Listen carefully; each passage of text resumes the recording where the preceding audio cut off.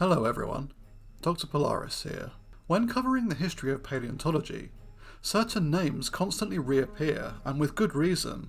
These include Sir Richard Owen, the man who coined the term dinosaur, Thomas Henry Huxley, an early champion of the now accepted view of birds as modern dinosaurs, and, unfortunately, Henry Fairfield Osborn, who, despite being a terrible human being, described Tyrannosaurus rex, as well as many other famous species. However, the pioneering work of some individuals has fallen by the wayside, with their names and legacies only known to those with a highly specialised knowledge of the field. Baron Franz Nopcsa is perhaps the best known example of such a figure, being a man with an incredibly long list of descriptors. He was a flamboyantly gay, self-taught paleontologist, geologist, adventurer, spy, wannabe monarch, and a deep admirer of Albanian history and culture. He was also a difficult, arrogant, and highly eccentric individual, a manic polymath with a flair for the dandyish and dramatic.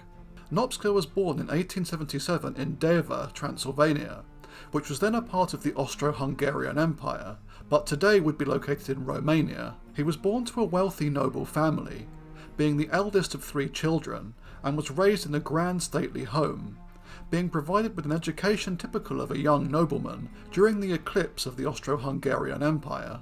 At home he spoke Hungarian, and later learned Romanian, English, German and French.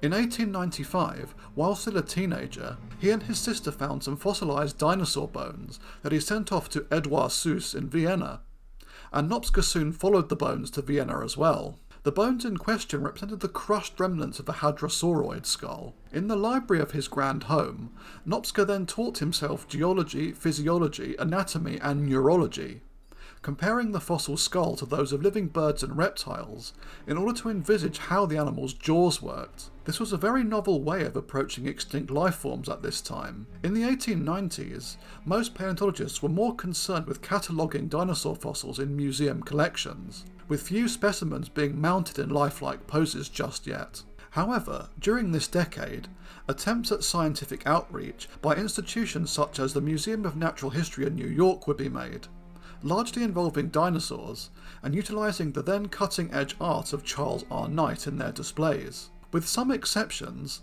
such as the famous leaping Laelaps painting by Knight, and the theory that the small ornithischian Hypsilophodon lived in trees, dinosaurs were generally viewed as lumbering, dim-witted monstrosities that were largely solitary and abandoned or even devoured their own young if given the chance. The exact mechanics of how they lived and interacted was, therefore, of secondary importance. Nopcsa's findings showed otherwise. He concluded, through the study of nests and trackways, that dinosaurs were probably active, social and bird-like, being capable of parental care. These views are all well accepted today, but were quite revolutionary for the turn of the 20th century, and would not become widespread until the 1980s. Nopcsa returned to Vienna and, at the age of 22, presented his work to the Austrian Academy of Sciences, one of the foremost scientific bodies in the world. His entry onto the international stage was anything but discreet. During his lecture, Nopcsa skewered the dinosaur classification system of a prominent scientist named Georg Bauer,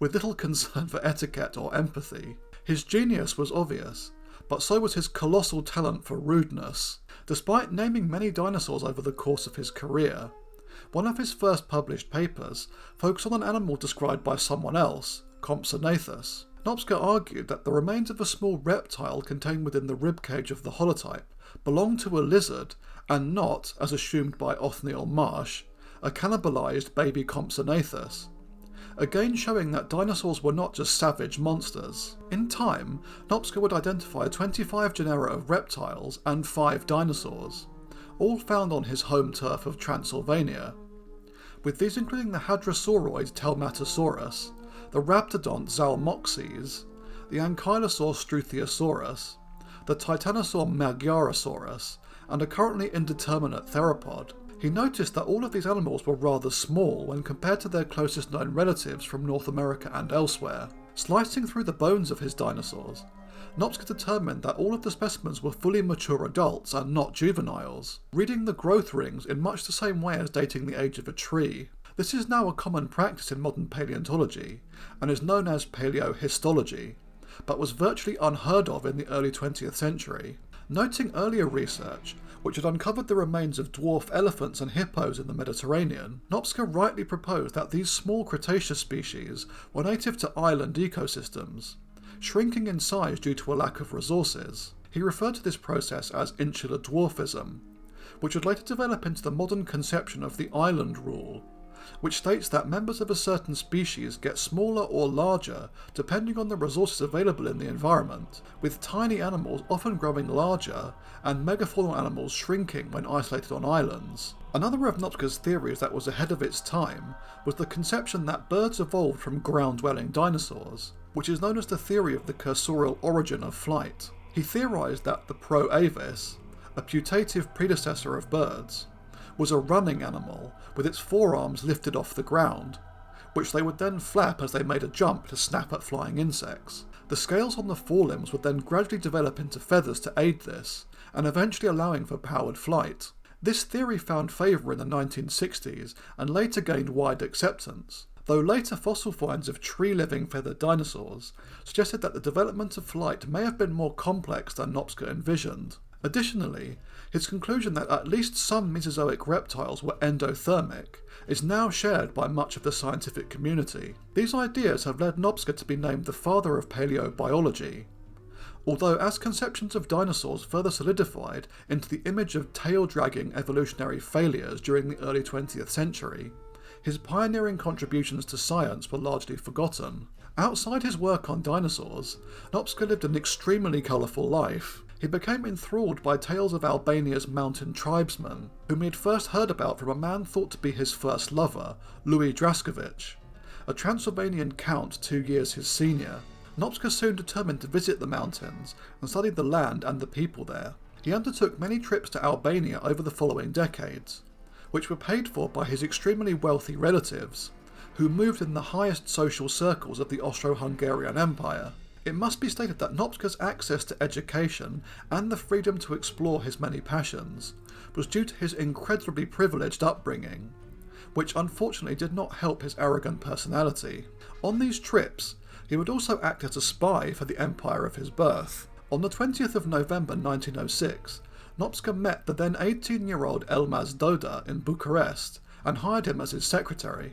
Nopcsa later recounted this meeting in his memoir, quote, "He has been the only person who has truly loved me, and in whom I had full confidence, never doubting for a moment that he would misuse my trust," unquote. Later, the eccentric paleontologist would name a species of ancient turtle after Doda. From the time they met until the outbreak of World War I in 1914, Doda and Nopcsa were often on the road, learning Albanian and building friendships with local tribesmen. As the First World War approached, Nopcsa endeavoured to lead a rebellion against Albania's Ottoman Turkish rulers, which gelled well with the plans of other European great powers, who wanted to claim the country for themselves. At a congress in Trieste held in 1913, the assembled European delegations and representatives of the Albanian mountain tribes decided who should be appointed monarch of an independent Albania. With all of his characteristic modesty, Nopcsa put his own name forward for the task, although the decision ultimately went against him. Another interesting fact about the man was that he was the first known person to successfully hijack an aircraft. Worried for his safety following a communist uprising in his native Hungary, Franz forged papers authorising him to requisition an aircraft and a pilot to fly him from Bucharest to Sopron. When the aircraft was a little more than halfway to its destination, over the town of Győr, Hungary, Franz pulled out his pistol and ordered the pilot to fly him to Vienna, Austria. During this time, Franz and his constant partner Doda frequently travelled around Europe by motorcycle. In fact, Nopcsa was somewhat obsessed with motorcycles, a bit like a Hungarian version of Mr. Toad and his motorcars. Upon the moment of his death, he insisted that he be buried in his bike riding gear. As is probably obvious by this point, Franz also suffered with intense bouts of mental illness, and was not a particularly healthy individual. After the collapse of the Austro-Hungarian Empire in 1918, and its dismemberment by the treaties of Saint-Germain and Trianon, Nopcsa's life took a different turn.